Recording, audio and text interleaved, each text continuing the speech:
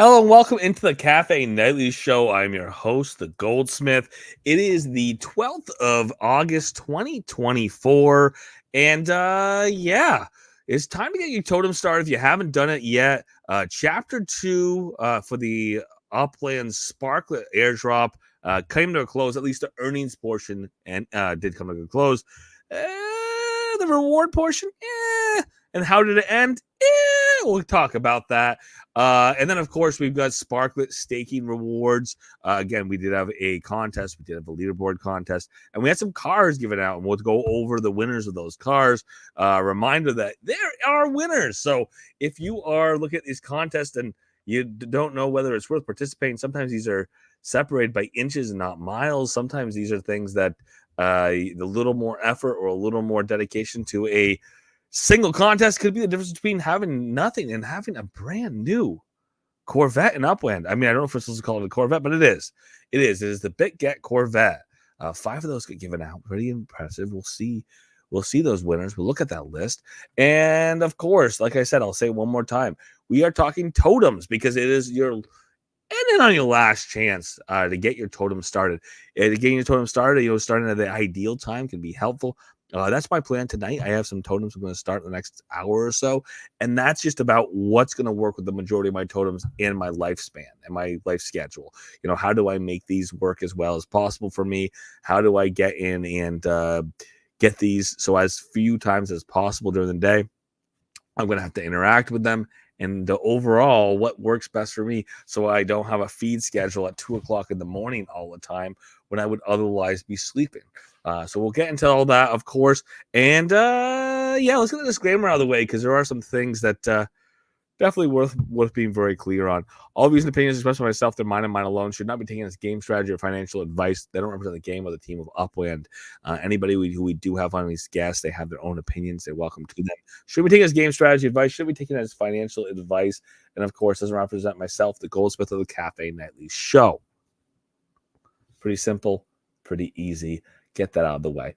Let's go back and look at one thing here so I can kind of talk in a broader way about what was going on when we talked about the contest and the earnings here with the leaderboard contest for these staking pools. The cool thing is on these contests, the bridging and the staking, is ultimately there was some staking pools. People got to earn on the staking side, and that was by keeping your Sparklet in an exchange, essentially in a staking pool over a period of time.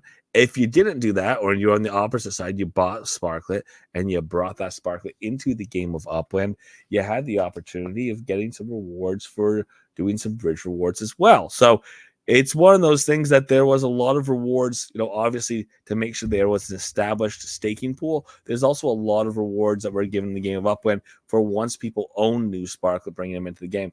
It's kind of an, not an irony, not a surprise, but it is something that is, it is like a little bit of a grown moment. Is the top people bringing Sparklet in the game are Uplanders. Go figure. It's not encouraging new people to come in who are crypto whales and buy a bunch of Sparklet and bring Sparklet into the game of Upland and come in and play Upland just because of Sparklet. That may or may not be sustainable. Ultimately, it's the people who are playing Upland who are engaging with the Sparklet markets, new opportunities to acquire Sparklet and bring that back into the game of Upland. The people who are already in Upland who have a decent amount of Sparklet, who bridge them out to put it in the staking pools, those are the people who are at top of these lists. So let's take a look here. The BitGet top 5.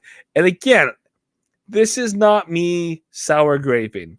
This is me going, wow, that's amazing. How did that happen? Dizzy Diskey, a American player. Again, there are ways of working around things, and maybe there's gradual compliance. I don't know.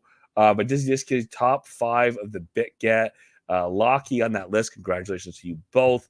Abdullah, go figure. Congratulations to Abdullah.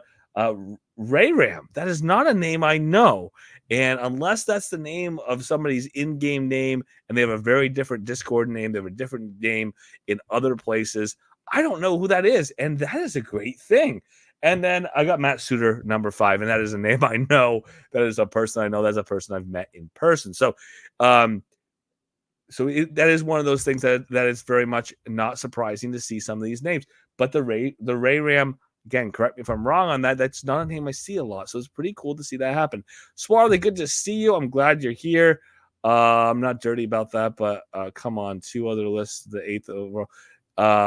Yeah, so yes, the idea of it, yeah, being top people in the game of Upland who did well on these boards. It's not surprising. It is nice to see new people come in as well. But random draw here, some names, again, not necessarily on top of everyone's head when they think of Upland. Some of them are though. So, like go figure. Maybe I know too many names in Upland.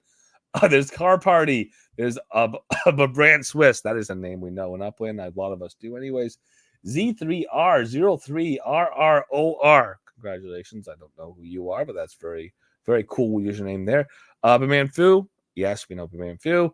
And then Truist. And that's not a name I know either. So it's good to see those randoms pick up some people, hopefully participating, who otherwise wouldn't have participated, maybe coming in new to Upland, maybe coming in new to Sparklet.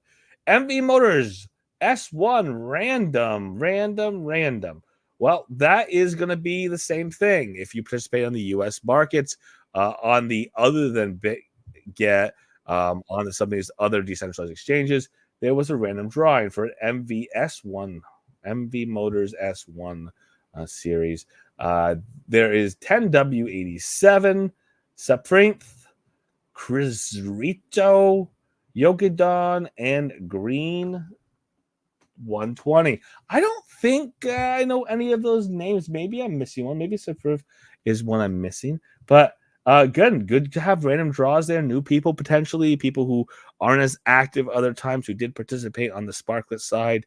Participating with the exchange and moving some Sparklet around and acquiring some Sparklet, bringing the game of Upland. Hopefully that is a sticky thing. Hopefully it's an incentive, but also it is something that brings people in, regardless of if they're the winners or not along that list. And MV Motors S1 top 5. When you look at these top 5s, you see people who you expect to see, who are names who are pretty well known. Skip R20. Oh no, look at that. Elijah Judah. Oh no, look at that. Boulder Magic. Not surprised. Prospect Gold. CWO. Yeah. Again, people who are active and big believers of the game, big believers in Sparklet, people who already put a decent amount of effort in.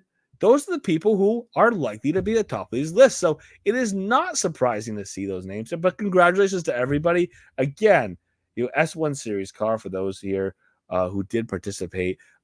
The BitGet top 5, again, without being really clear here, without Upland saying, ooh, look at this. That's the BitGet Corvette. And it does say Corvette on that car. Upland has not advertised as a Corvette. Again, maybe they don't have a partnership. Maybe they do. I don't think the answer is they don't. But the BitGet Corvette, something that BitGet did. They actually BitGetted a Corvette. It was something they had done as part of their cross sponsorship of their own company without official sponsorship participation with GM. But it is interesting that I guess it is a actual, or it's a replication of an actual. There's actually a BitGet Corvette that was made, a car that was made for BitGet that says BitGet on the side with logo and badging. I don't know if that's what the game is, but yeah, it definitely looks like a Corvette. It's very cool. There's 5 of them in the game of Upland, and Dizzy Diski, Locky, Abdullah, Ray Ram, and Masuda are done deal. They got a BitGet Corvette, so congratulations to all of them. I like to see these strong participatory rewards. You get your reward for doing the thing, and the thing wasn't that hard, but it was an incentive to come into the game of Upland or bring some Sparklet in, and that is good for the overall system and the equation here. So I'm glad that did happen. I'm glad that we had some rewards along the way, and it's always nice to win those rewards when you are up there at the top of those lists. Let's take a look at something else here. All right, so it is Monday. Monday's a reminder day. Burn your Sizzle Season Pass if you haven't done so yet. The drop is tomorrow. Make sure you get in, and if you choose to do so, buy a pass. Again, Upland did some weird things with a pass this season. Buy one, be happy. if you get a very rare pass, maybe don't burn that one. Maybe burn the more rare one. All the passes have the same value. They introduced and added this. Let me see what this is. Oh, this is just a link to the game. They brought in this rarity hit, and the problem with rarity hits are if you have a rarity and there's no benefit for the rare versus the exclusive versus the common, if there's no variation of what you're going to get on the reward side, you're just saying the variation is collectible. And you more than power to you, but these aren't supposed to be collectibles. We kind of already had that conversation that these weren't supposed to be collectibles. Upland had a one-time only, burn, and it was kind of like, yeah, these aren't supposed to be collectibles at that time, but they're making them collectibles. It is where it is. As at that point, we'll continue to see Upland play around with how they do city openings and doing them different, and do the same thing here with the seasons passes. They were just experimenting, seeing what's going. Maybe we'll continue to have these rarities. Maybe we won't. But I will say that burning that season pass and doing what is intended for, getting the cosmetics, being able to decorate your property card, being able to differentiate your avatar, your little icon for your profile. That is fun. That is something that a lot of people enjoy doing. It's a way of being part of the seasonality of the game of Upland. It's also a way of putting a stamp on your Upland profile and saying, I was there when. And in another year or 2 years, if the player base is very different or much larger, or if it's the same people, I made the decision to be part of that, whatever that season is, and here's this art, and I have it and you don't, and it's just the way it is. It's not exchangeable. So if you do want to participate, if you have in the past or haven't in the past, and you want to get a drop every week for the rest of the season, again, first week of the season, drop already happened. You can't be retroactive, but for the rest of the season, go ahead and buy and mint your buy and burn your pass if you already burnt it. If you already burnt it, look forward to it tomorrow. But if you already bought it and haven't burnt it, now is the time to burn it before tomorrow. All right, airdrop update. This was yesterday. This was 2 days ago, over the weekend. The team is aware of an issue with the airdrop missions reporting back to be incomplete. They're returning to incomplete once you had completed them. We are working on a fix. All missions that were completed appropriately before their deadline should show up correctly by the time the chapter ends on Monday. Again, Monday. Chapter ends on Monday. So the chapter is entirely over, ended earlier in the day. It's later in the day on Monday today, but we are at a point where, some of us are already like, where's my Sparklet? And other people are just patiently waiting. I'm going to put myself in between the where's my Sparklet, the patient spot, just because I'm curious. I just get curious sometimes. I want to know how much Sparklet earned. I did end up in tier 5 on this time around. I think I missed one mission. I don't know how. I think it was a reporting error. I think I clicked it, but I didn't take it, or I didn't go back and make sure it stuck, or whatever the case is. But I ended up in tier 5. I think that's something. I hope it's good enough. We don't know exactly what each tier along the way is going to get. We know it's divisible by the number of people. Divisible by the number of people in that tier. So, ultimately, tier 5 has to be better than tier 4, right? Hopefully the case is. So we'll have to see how things go on this. Keep an eye out. Be patient, though, for your airdrop that will pop up in game. We'll say, poof, you got some Sparklet. You open it up, you get a certain amount of Sparklet. My guess is that given the fact that they were fixing things down to the wire, down to the last minute, that there was issues over the weekend, maybe there's a delay in that payout going out. We do know that the last couple of these, there's been some manual aspect to pushing out the Sparklet, so it may still be a little bit of a delay over the next couple of days to get the Sparklet out, to get the bundles out to people who earned it in this airdrop. So again, give some patience if you have the patience to spare, and if you don't have the patience to spare, and it's getting late and you're getting itchy, you can send an email to support at Upland. Me, hopefully don't inundate Upland with those emails, but there is still that opportunity if you're ever concerned that you did something and it hasn't yet posted, or there is that question, that issue of your promised reward, you've earned a reward, it's been a little while since it's been sent out, and you're concerned that there was an error in it coming out. So there is that opportunity, but again, give a little patience, wait a little time. I think it is still coming your way. Let's talk about totems. We already talked about totems in a couple different ways. I already went over this site, which is myupwind.info. Again, not sponsored or endorsing the site itself. It's just one I have used.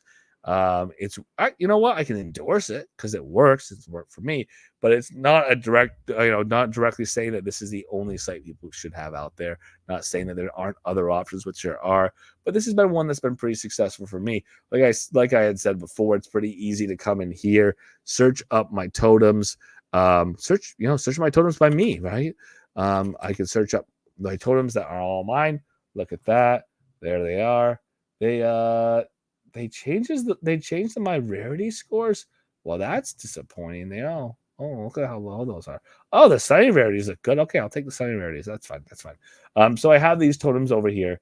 The thing I like to look at on these, and again, which kind of nice. If I want to go take a look, I take a look at the details.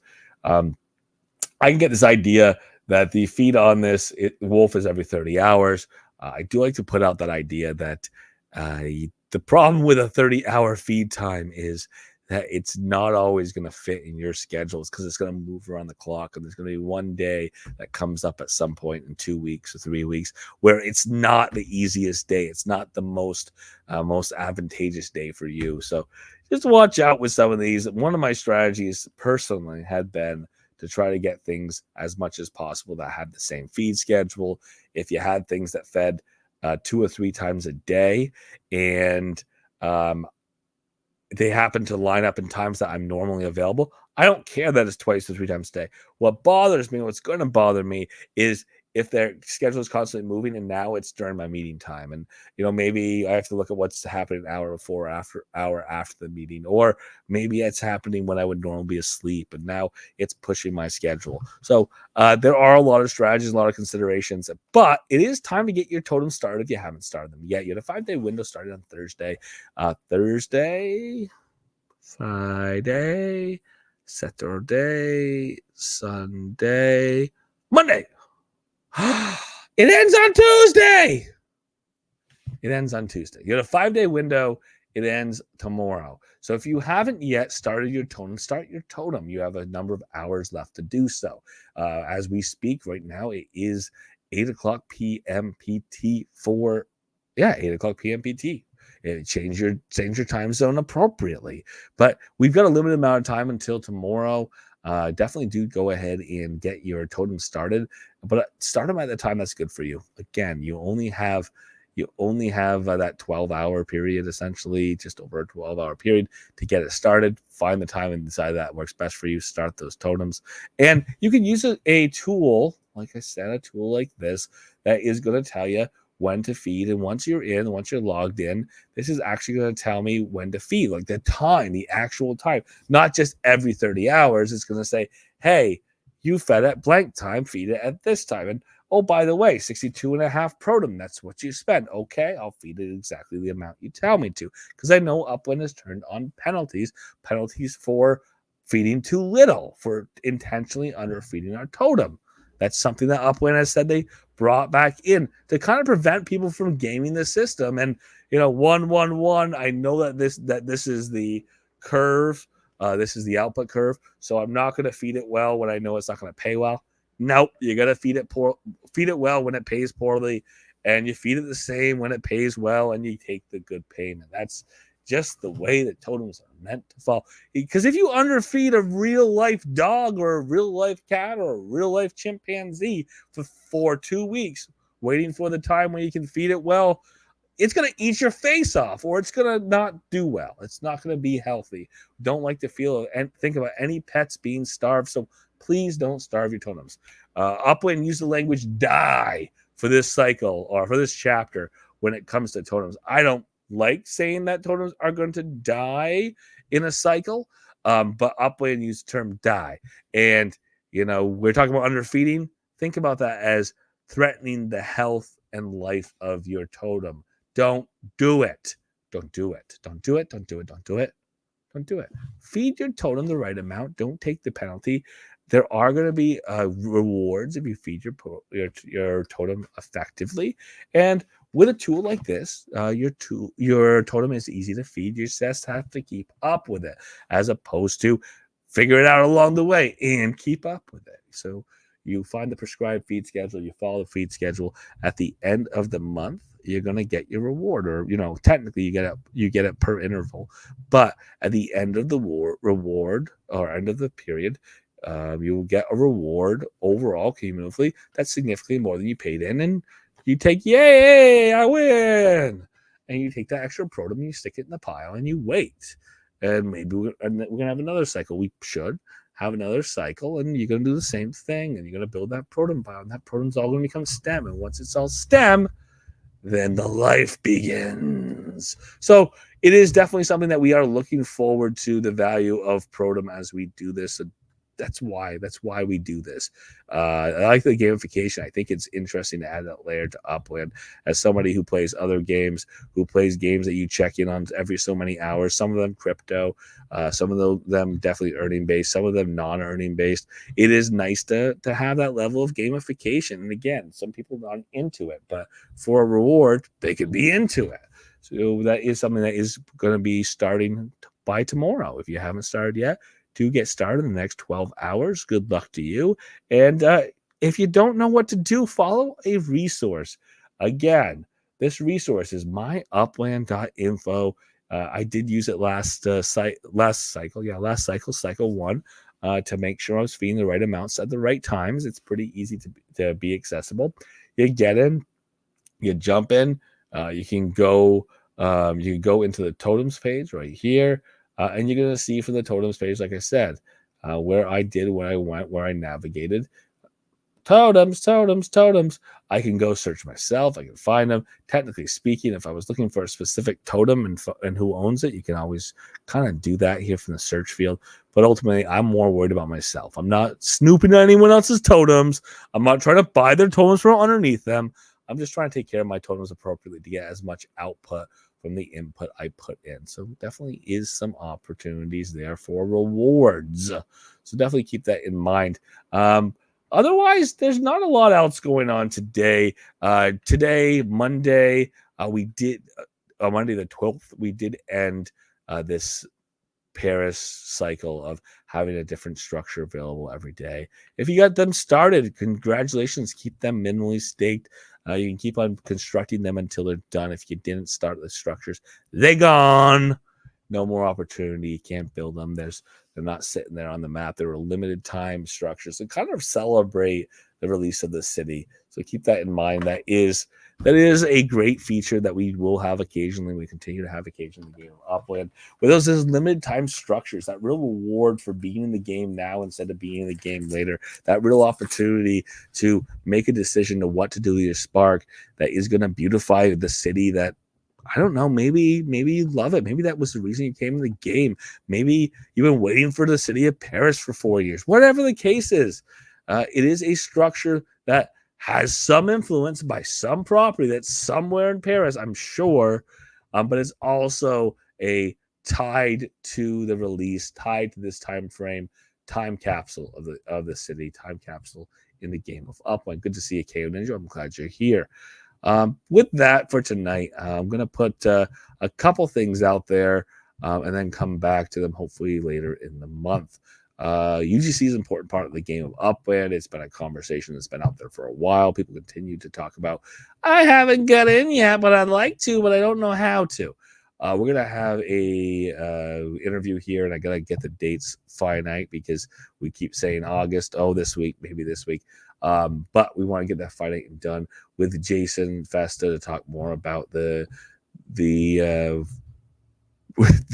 talk about the playground. There we go. Talk about the playground. Talk about UGC and Upland, all the opportunities there, how you can get in if you're not in, and how do you participate with the staff and how you participate with UGC.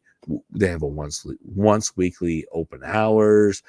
They have a channel in Discord where you can ask a question and get answers. There's a Git book so you can go and check all the specifications and requirements for structure, for map assets, and later for structures, but for structure ornaments. So there are all of those opportunities there. But if you're not there yet, it's going to be the purpose of that interview to get more information, talk about what's going on with the playground, improvements to come with UGC, but also if you have never been in UGC, how to get involved. For what point? Yeah, they're limited, but other than looking pretty, what point do they have? Swarley, I understand and I kind of agree with where's the utility, man? We're just decorating the area. I don't understand the point of decorating. That doesn't make sense. I get that. They are non-assets. They're non-transferable assets. Obviously, they're transferable if you sell the property, transferable as an improvement, but they're non-transferable NFT. They do not have the opportunity to be sold, purchased as a speculative NFT. So as of right now, I mean, how much utility they have? They look pretty. That's the utility. Is that a utility? For some people, it is. For some people, looking pretty is a utility. But I will give you the utility here, Swarley, if you're not aware. The structures do have a vast degree of applications inside some layer twos. What I would argue is if there's not enough utility for layer one assets in the layer one of Upland that can be tracked, that can be API tracked, which includes structures, because structures can be API tracked. If there's not enough utility for that structure in the game of Upland, build it. I will tell you that that was something that Spark Tycoon did. Spark Tycoon is tied to the Epic Spark Exchange. The Epic Spark Exchange is built around the concept of people staking Spark and choosing to stake Spark. And then they have a vested interest in the market being robust and people wanting to stake Spark and people wanting to purchase that Spark. So you're going to have a buyer and a seller. And to encourage people to want to do that, they gave some utility back to the owners of some structures.